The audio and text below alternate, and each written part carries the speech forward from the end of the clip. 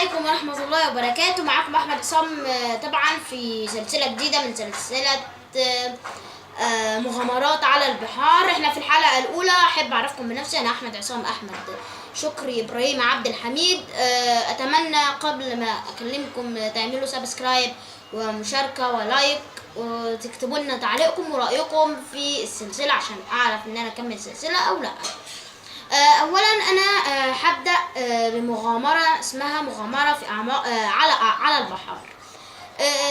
بها هنستكشف الاسماك اللي احنا بنجيبها، اللي انا بصطاد سمك وبشرح سمك. انا بصطاده وبشرح.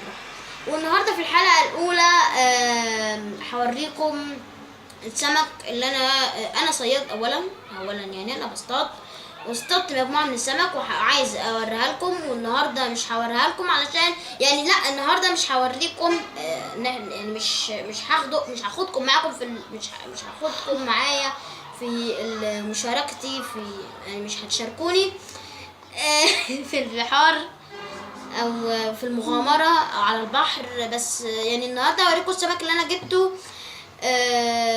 النهارده ابدا. ادي طبعا السمك اللي انا جبته. دي سمكة عادية مشت، وده سمك وده سمك وده سمك ودي سمك. دي بقى اللي مختلفة عنهم، دي السيلفر. اول واحدة هشرحها دي. هنشرح دي. اولا تشريح السمكة سهل جدا.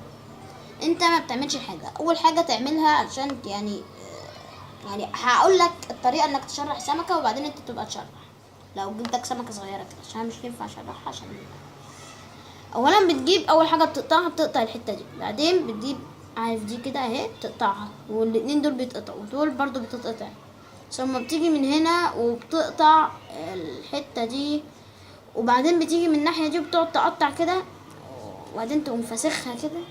مؤاخذه يعني في الكلمه، تقوم فاسخها كده. هتلاقي بقى القلب وكل جميع انواع ممكن تلاقي البطروخ. في حاجه هنا بتبقى اسمها البطروخ. ديت نفس الوضع، بس دي بقى بتقطعها من غير كلام، من غير رصده.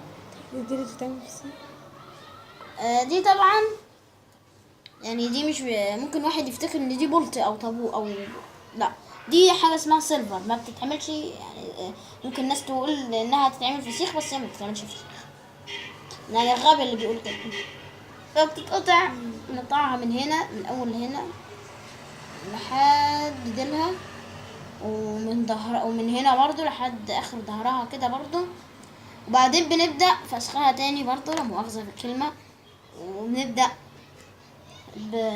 ورجعنا لنهاية الحلقة من جديد، والسلام عليكم ورحمة الله وبركاته. معاكم السمكة وصاحبها.